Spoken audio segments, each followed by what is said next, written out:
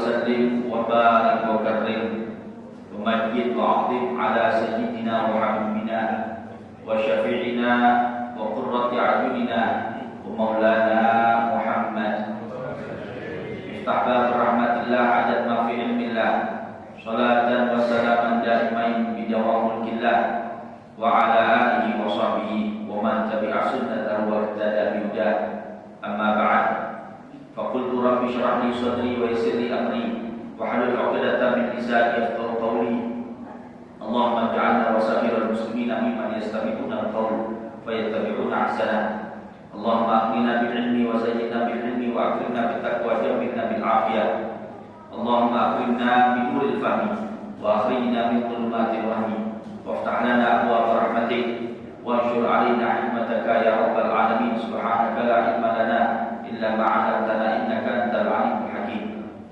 Hadirin hadirat jamaah yang dirahmati oleh Allah Subhanahu wa taala. Alhamdulillah, segala puji kita aturkan kepada Allah Subhanahu wa taala atas limpahan nikmat dan karunia yang Allah berikan kepada kita. Dan alhamdulillah Allah Subhanahu wa taala berkenan di dalam kehendaknya yang azali untuk menyampaikan usia kita pada bulan suci Ramadan tahun ini. Alhamdulillah, doa-doa yang kita panjatkan sejak barang siapa memberi buka puasa kepada orang yang berpuasa di dalamnya, di dalam bulan Ramadan, kana lahu itqarabatin wa maghfiratan lidzunubi, maka itu menjadi pahala yang besar seperti membebaskan seorang budak dan menjadi ampunan untuk seluruh dosa-dosanya. Sahabat sallallahu alaihi wasallam itu tidak semuanya kaya, Pak ya. Sahabat itu ketika mendengar kata Nabi, sahabatku ini kalau kamu masih berbuka kepada orang yang berpuasa, itu kamu akan mendapatkan ampunan dari Allah Ta'ala dan pahala yang besar seperti memerdekakan seorang budak. Merdekakan seorang budak pahala yang besar sekali dan mulia. Sahabat tidak semuanya kaya mengatakan, ya Rasulullah, laisa kunna yajidu bima yafadlu bi shaim. Rasulullah, tidak semuanya kami ini kaya bisa memberikan buka puasa. Ada yang di antara kami punya makanan cukup untuk kami sendiri. Bahkan di antara kami ada yang tidak makan, malah butuh diberi buka. Ini sahabat. Jadi sahabat itu kalau Nabi Shallallahu Alaihi Wasallam memberikan satu fadilah keutamaan amal, kemudian dia tidak mampu, mereka gelisah. Mereka nanya kepada Nabi, barangkali ada cara lain, saya juga ingin dapat itu ya Nabi, tapi saya tidak bisa. Ini para sahabat. Tapi umat Nabi akhir-akhir ini tidak begitu. Akhir-akhir ini kalau kita mendapatkan sesuatu amal yang keutamaannya besar tapi kita tidak mampu, jawaban kita apa? Turun makomi. Ya karena nanti itu belum makom saya. Sahabat dan begitu. Kalau orang dulu bilang, saya mengerjakan ini kenapa? Karena ini sunnah. Orang sekarang bilang, kenapa kamu tidak mengerjakan ini? Wah, ini kan cuma sunnah. Gitulah. Beda dikit. Kalau sahabat, ya Rasulullah, ribto, ini namanya ribto, kepingin pada sesuatu yang dia tidak miliki, ya, yang dimiliki oleh orang lain. Ribto itu boleh. Jadi semacam ini yang baik, itu namanya ribto. Bedanya sama hasud adalah kalau hasud dia menginginkan karunia yang dimiliki oleh orang itu hilang dari orang itu dan ganti kepada saya. Kalau ribto tidak. Biarkan orang punya itu, orang dikasih karunia misalkan berupa A, B, C, ya, biarkan tetap orang itu punya. Saya juga ingin kasih itu sama Allah. Namanya ribto. Tapi ribtonya para sahabat untuk urusan akhirat. Katanya para sahabat, ya Nabi, kita kepingin tapi kita sendiri tidak punya untuk yang dipakai makan. Kok para sahabat ya, Nabi juga begitu Nabi. Nabi kita Muhammad Sallallahu Alaihi Wasallam sehari tidak makan sering, 2 hari tidak makan sering, 3 hari tidak makan juga. Bukan cuma Nabi, keluarganya. Suatu ketika Nabi Muhammad datang kepada Siti Fatimah, sambang. Nabi Muhammad sambang kepada anak dan cucunya. Sampai di rumah Siti Fatimah melihat, iki pawone kok gak ono mampu-mampu asap. Orang kamu pul di pawone. Tanya kepada Nabi Muhammad, Fatimah, kamu belum makan hari ini? Nah, ya, saya belum makan. Hasan Husain cucuku kesayangan belum makan. Iya Pak, saya belum makan.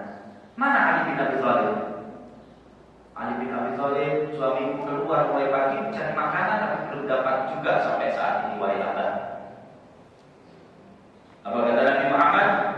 Sabarlah wahai putriku, dibukakan perut beliau, abahmu juga belum makan, ada di jalan pada perut beliau. Ini Nabi Muhammad teladan dalam segala hal, sebagai mertua juga teladan. Kalau kita kan enggak, tuh mana tuh, tasik dereng Pak. Lah ada itu mana dereng Pak. Nanti bojomu sing golek kan Pak, golek rezeki situ malah anjir kondo wis kok dia tak yo jabare. Sekampok aku dari ada bertulah zaman ini tambah dikompori, tambah panasi, pawon gak kebun, emosinya yang dikipasi. Akhirnya tidak lanjut, ya tidak didinginkan. Tambah panasi. Iya betul banyak ya sekarang ya. Iya. Kalau Nabi Muhammad SAW melihat begitu, apa kata Nabi? Fatimah, buka perutnya, lihat abahmu juga belum makan. Fisik sabar, kami yang sabar. Terus apa yang dilakukan oleh Nabi Muhammad? Keluar Nabi Muhammad. Tunggu di sini sebentar. Nabi Muhammad keluar. Apa yang dilakukan?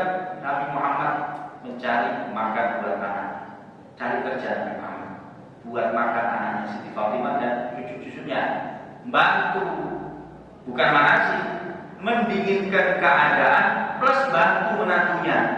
Ternyata saat itu yang dapat makanan lebih dulu Nabi Muhammad. Pulanglah Nabi Muhammad SAW ke Siti Fatimah. Ya Fatimah, Ali belum datang, belum dapat juga. Ini jangan dipikir zaman dulu itu seperti kita yang gampang cari apa-apa. Orang dulu kalau cari makan itu sehari ini cari makan pagi buat apa? Buat makan hari itu. Kalau kita kan gajian, sudah. Kalau mereka tidak, cari makan keluar pagi, cari makan buat makan hari tersebut. Bahkan kalau ada lebihan seperti Nabi Muhammad, dihabiskan malam itu untuk sedekah. Tidak lagi itu Nabi Muhammad kecuali uang yang dimilikinya disedekahkan ke orang. Nabi Muhammad. Kalau kita cuma kaumnya kan kita sih. Saudara Nabi Muhammad. Nabi Muhammad keluar ke Siti Fatimah, ya Fatimah, inilah abah dapat makanan. Ali belum pulang, belum Pak. Ya sudah, ini kau makan dengan Hasan Husain, sisakan buat Ali bin Abi Thalib, kita makan aja. Nabi Muhammad Sallallahu Alaihi Wasallam. Nah, para sahabat mendapatkan sama keadaannya, tidak punya apa-apa untuk bisa dipakai makan orang yang berpuasa, pakai berbuka, tapi mereka ingin pahalanya. Mereka mengadu kepada Nabi Muhammad. Apa kata Nabi Muhammad? Saya kasih contoh. Banyak orang tidak tahu. Al-Imam bin Hajar Al-Haytami, beliau mengatakan, berharap Ramadan segera berlalu adalah dosa, dan kategori dosanya adalah dosa besar. Kalau orang haji, dia tahu masalah ini. Kadang-kadang namanya hati manusia berbolak-balik, terlintas dalam hati perasaan dan senang. Kadang-kadang begitu, ya, melihat ada orang misalkan atau ingat, waduh enak ya jam ini untuk masjid biasanya orang kopi ini, ada perasaan gitu.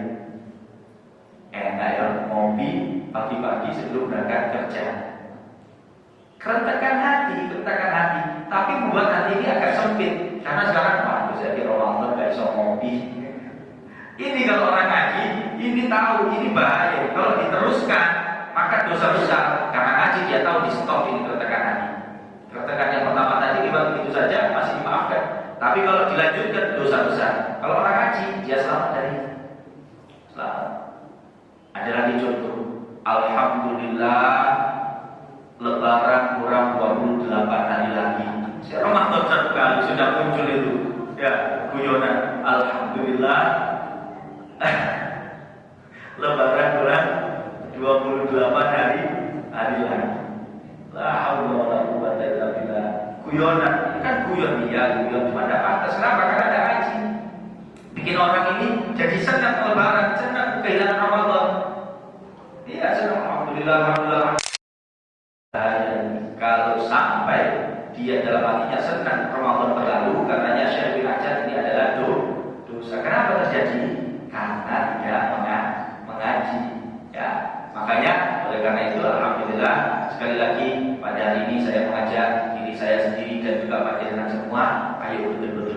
karunia ini. Allah Ta'ala sudah memuliakan kita dengan mencapainya kita bulan suci Ramadan. Dan Allah memuliakan kita untuk juga di bulan Ramadan ini kita puasa. Alhamdulillah dibuat mampu puasa, plus dibuat mampu untuk senang masjid, sholat jamaah di masjid, pengajian di masjid, dan seterusnya. Kita mohon kepada Allah Subhanahu Wa Taala, mudah-mudahan keadaan yang baik ini Allah langgengkan untuk kita, Allah dapatkan untuk kita, Allah istiqomahkan untuk kita, sehingga kita selama bulan suci Ramadan ini menjadi hamba-hamba yang rajin ibadah kepada Allah Ta'ala, hamba-hamba yang taat kepada Allah Subhanahu Wa Taala. Dan kita mohon dengan barokahnya Ramadan, mudah-mudahan Allah merubah keadaan kita dari yang kurang baik menjadi baik, dari yang sudah baik menjadi lebih baik lagi, dan Allah tanamkan itu sehingga ketika kita keluar dari bulan Ramadan pun ini adalah karakter kita, yaitu karakter orang-orang yang selesai lulus daripada sekolah, yang sekolah ini adalah sekolah nubuwah, yaitu bulan suci Ramadan.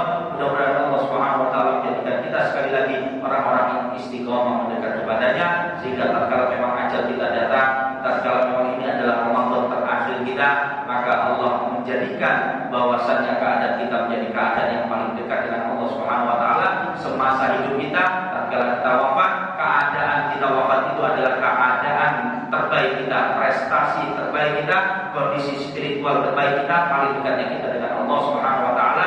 Amin ya rabbal alamin. Dan itu adalah mudah bagi Allah Subhanahu Wa Taala, lebih-lebih di dalam bulan suci Ramadan Allah Subhanahu Wa Taala menyebarkan rahmatnya dengan luas. Allah Ta'ala mengabulkan, mengijabahi doa hamba-hambanya yang berpuasa. Dan di sini ada orang banyak berpuasa, seluruhnya berpuasa di waktu yang mulia, di tempat yang mulia, semuanya berpusat berpuasa. Yang mendoakan itu adalah diijabah, dan yang mengaminkan juga diijabah oleh Allah Subhanahu Wa Taala.